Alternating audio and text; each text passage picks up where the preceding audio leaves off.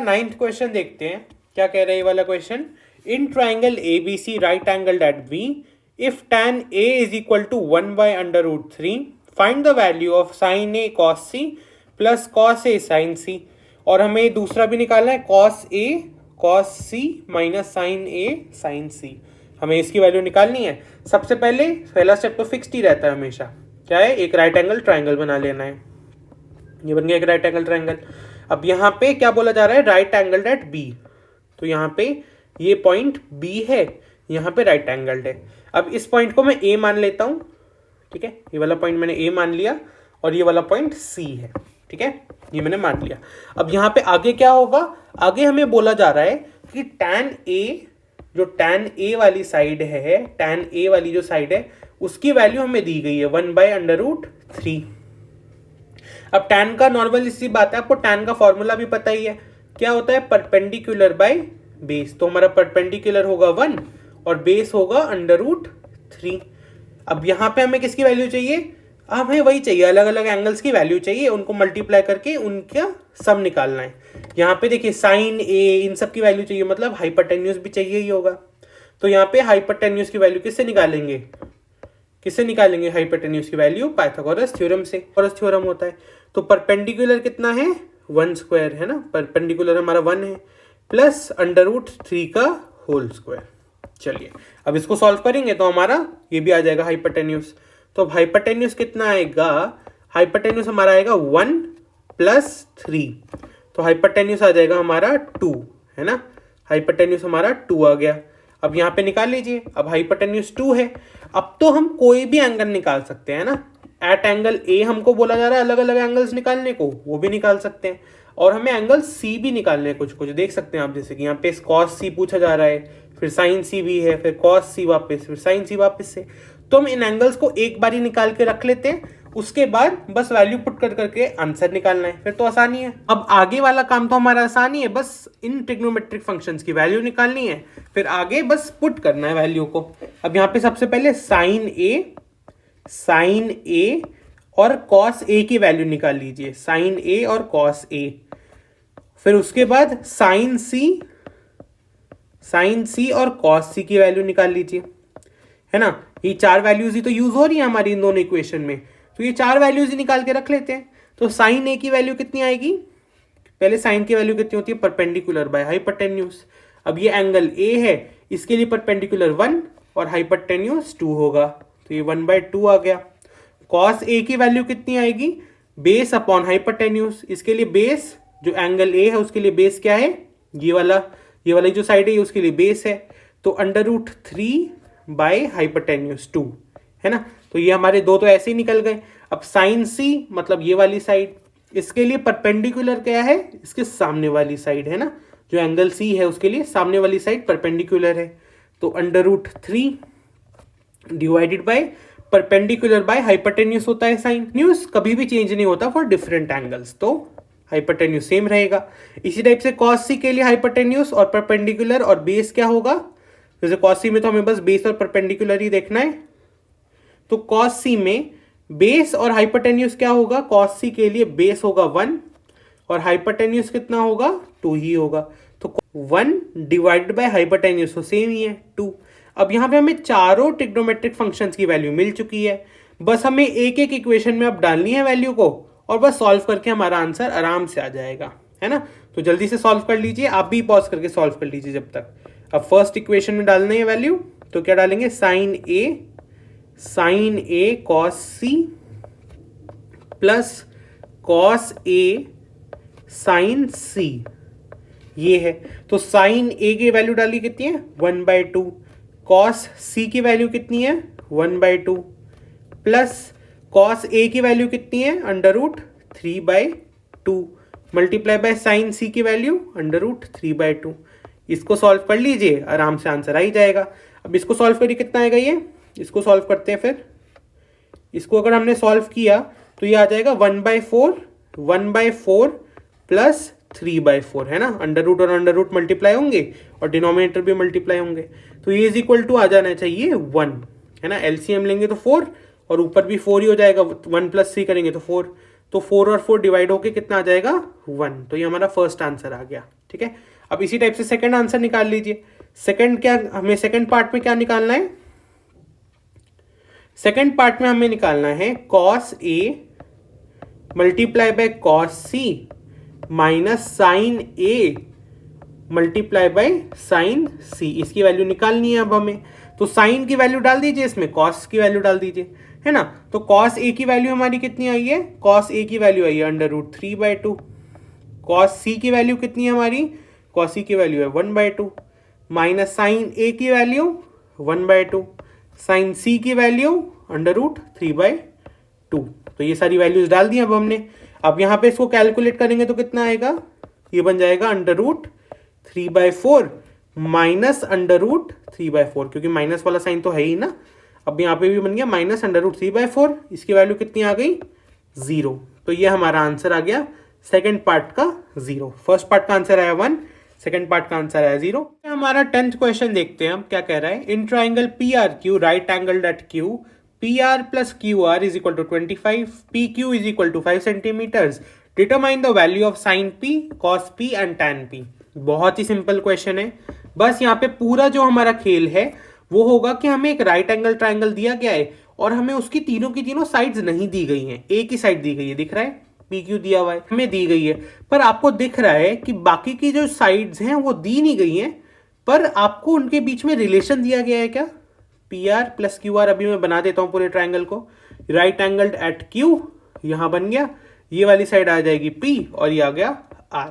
ठीक है, यहाँ पे आ गया। अब यहाँ पे देखिए आपको PR मतलब एक ही साइड दी गई है जैसे कि PQ, तो आपको बेस बेसिकली दिया हुआ है 5 सेंटीमीटर्स, बाकी की दोनों साइड नहीं दी गई हैं, बाकी की दोनों साइड आपको नहीं पता, पर उन दोनों के साइड में आपको कुछ ना कुछ, उन दोनों ही साइड्स के बीच में आपको कुछ ना कुछ रिलेशन पता है क्या, 25 सेंटीमीटर्स। PR + QR कितना दिया गया है 25। तो यहां पे देखिएगा अगर मैं चाहूं तो मैं एक रिलेशन खुद से भी डिराइव कर सकता हूं, जैसे कि ये जो PR + QR है इसको मैं ये लिख दूं, PR = 25 - QR, ये लिखा जा सकता है इसको, है ना। इसको मैंने क्या करा, बस RHS में भेज दिया तो माइनस हो जाएगा। तो यहां से आपको PR की वैल्यू मिल गई, मतलब ये वाली जो साइड है ना इसका एक इनडायरेक्टली एक रिलेशन मिल गया। अब आपको अब यहाँ पे बस वैल्यू रखेंगे, इसका आपको एक इनडायरेक्ट रिलेशन मिल चुका है, इनडायरेक्ट रिलेशन। यहाँ पे अब क्या होगा, यहाँ पे अब हम PR की जगह यूज करेंगे 25 - QR। ठीक है, PR की जगह अब हम यूज करेंगे 25 - QR और QR को एज इट इज रहने दीजिए। ठीक है, अब यहाँ पे बस देखते जाइए, अब कुछ भी नहीं है, अब हमें बस पाइथागोरस थ्योरम लगाना है और हमारा आराम से आ जाएगा वैल्यू। पाइथागोरस थ्योरम लगाइए और जो हमारा वैल्यू है ऑफ वन साइड्स, या फिर एक साइड की वैल्यू आ गई तो दूसरी की भी निकाल ही सकते हैं। जैसे कि मैं क्या कह रहा हूं, अगर आपको QR की वैल्यू मिल गई, QR की वैल्यू मिल गई तो आप PR की वैल्यू निकाल सकते हैं क्या, इस रिलेशन से निकाल ही सकते हैं। अगर आपको QR की वैल्यू मिल चुकी है तो PR की भी निकाल सकते हैं। मतलब क्या होगा, अगर आपने एक साइड को ढूंढा ना तो दूसरी साइड आपको फ्री में मिल जाएगी, मतलब अपने आप ही निकल जाएगी वो। ठीक है, अब यहाँ पे हमें क्या करना है, पाइथागोरस थ्योरम लगाना है। ठीक है, यहाँ पे अब देखिए QR बेसिकली क्या है, QR क्या है, परपेंडिकुलर है ना, और जो PR है वो क्या है, हाइपोटेन्यूस है ना। तो ये वाली साइड्स भी हमें पता है। अब यहाँ पे कुछ भी नहीं है, बस हम क्या करने वाले हैं, हमारी पाइथागोरस थ्योरम को लगाएंगे, h² = p² + b²। अब यहाँ पे हमें ना वैल्यू डाल देनी है। बेस हमारा कितना था 5 सेंटीमीटर्स, तो यहाँ पे मैंने बेस की जगह डाल दिया 5 सेंटीमीटर्स, 5 का स्क्वायर होगा। अब देखिए मैं ना परपेंडिकुलर QR को मैं ऐसे लिख दूंगा, QR का होल स्क्वायर लिख दूंगा मैं इसको। क्यों लिख रहा हूं, क्योंकि मुझे QR की अब यहाँ पे वैल्यू मिलेगी। ध्यान से देखिएगा, बहुत ही ज्यादा सिंपल क्वेश्चन। यहाँ पे क्या होगा, इज इक्वल टू कितना आएगा, ये p² + b² = h², hypotenuse square. Hypotenuse हमारा कितना आया 25 - QR, तो कितना आएगा 25 - QR का होल स्क्वायर। हाइपोटेन्यूस था, इसको मैं 25 - QR लिख सकता हूं ना, 25 - QR इसको लिखा जा सकता है। तो अब आराम से बस क्या करेंगे, यहाँ पे आपको दिख भी रहा है कि अब हमारे पास एक ही वेरिएबल है यहाँ पर QR, है ना। अब यहाँ पे हम क्या करने वाले हैं, क्यू आर की वैल्यू आराम से निकाल लेंगे। समझ में आया ना कैसे करा है? कुछ भी नहीं करा है। आपको जो क्वेश्चन था उसमें एक साइड की वैल्यू दी गई थी 5 सेंटीमीटर्स, बाकी दोनों साइड की वैल्यू नहीं दी गई थी, पर उनके बीच में एक रिलेशन दिया गया था, P R plus Q R is equal to 25। अब वहां से मैंने क्या करा, एक ही साइड को मैंने सब्जेक्ट बनाया क्यू आर को, और दूसरी जो साइड है हाइपरटेन्यूस वाली है उसको भी मैंने क्या करा, क्यू आर के ही टर्म्स में रिप्रेजेंट कर दिया। अब यहाँ पे जैसे ही पाइथागोरस थ्योरम लगाया तो यहाँ पे आपको दिख रहा है एक ही आपका वेरिएबल बचा है क्यू, से हम क्यू आर की वैल्यू निकालेंगे। अब देखिए जैसे ही हमें अब अगर हमें जैसे ही तीनों साइड्स की वैल्यू मिल गई तो हमसे क्वेश्चन में पूछा क्या गया था, determine the value of sign P, cos P and tan P. मतलब हमें इस एंगल के लिए, इस एंगल पी के लिए साइन, कॉस और टैन निकालना है। वो तो सुपर सिंपल है हमारे लिए, तो बस अब निकालते हैं क्यू आर को। ठीक है, यहाँ पे करते हैं अब इसको सॉल्व। तो ये वाला जो टर्म है ये किस फॉर्म में है, A square plus B square minus 2ab वाले। तो फिर 25 स्क्वायर प्लस क्यू आर का स्क्वायर, क्यू आर का whole square minus 2 into 25 into Q R is equal to Q R square जो यहाँ पर है इस वाले क्यू आर का स्क्वायर प्लस 5 का स्क्वायर, है ना। अब यहां से देखिए क्यू आर स्क्वायर और क्यू आर स्क्वायर कैंसिल हो जाएगा क्या, ध्यान से देखिएगा, वहां पर भी क्यू आर स्क्वायर है और राइट हैंड साइड है वहां पर भी क्यू आर स्क्वायर है, तो ये दोनों क्या होगा, कैंसिल आउट हो गया। अब तो हमारा काम बहुत ही आसान है, अब बस कैलकुलेट ही करना है हमको।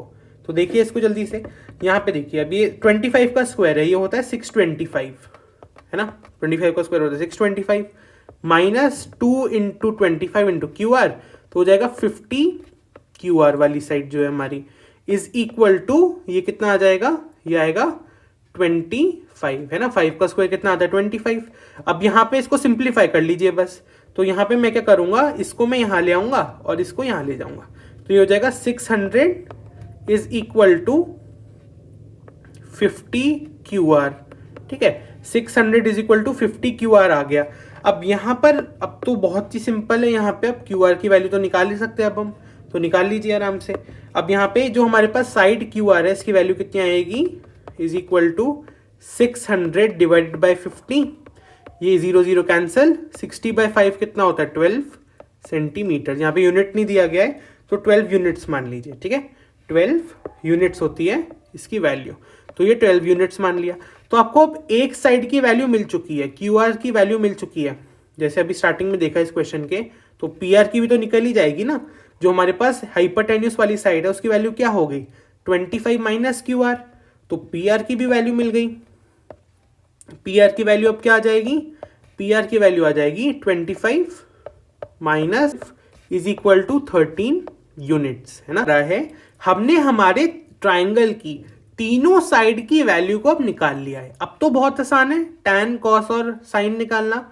तो अब यहाँ पे वापस से उसी ट्राइंगल को बना लेते हैं, और यहाँ पे अब बस वैल्यू डाल देते हैं। ठीक है, तो देखते जाइए। हाइपरटेन्यूस हमें मिला है 13, है ना। पी आर जो था ये था पी, ये था क्यू, ये था आर, है ना। ये 3 पॉइंट्स हमारे पास थे, राइट एंगल डेट क्यू था। एंगल पी पर हमें क्या करना था, साइन, कॉस और टैन की वैल्यू को निकालना था। यहाँ पे हाइपरटेन्यूस आ चुका है, मतलब पी आर वाली साइड कितनी आई है 13, और क्यू आर वाली साइड कितनी आई थी 12, और बेस तो हमको दिया ही हुआ था कितना 5। अब यहाँ पे साइन पी निकालना है सबसे पहले, तो साइन पी निकाल लीजिए। कितना आएगा sine P, perpendicular by hypotenuse, तो जो एंगल पी है उसके लिए परपेंडिकुलर कितना है 12 और हाइपरटेन्यूस कितना है 13, तो आंसर आएगा 12/13। तो पहला आपका आंसर ये आया, इस टाइप से करना था, है ना। बहुत ही सिंपल क्वेश्चन था। अब यहाँ पे इसी टाइप से कॉस पी निकाल लीजिए। कॉस पी कितना आएगा, बेस बाय हाइपरटेन्यूस, है ना, बेस बाय हाइपरटेन्यूस। तो बेस कितना है इस एंगल के लिए, एंगल पी के लिए बेस है 5, तो 5 बाय हाइपरटेन्यूस कितना है 13। इस टाइप से कॉस पी भी निकल गया। अब टैन पी तो आप निकाल ही सकते हैं, इन दोनों की वैल्यू को चाहे तो डिवाइड कर दीजिए, वरना क्या करेंगे, टैन पी का जो फॉर्मूला होता है वो क्या होगा, या टैन थीटा का फॉर्मूला क्या होता है, परपेंडिकुलर बाय बेस। तो परपेंडिकुलर कितना है 12, बेस कितना है 5, आ गया आराम से आंसर।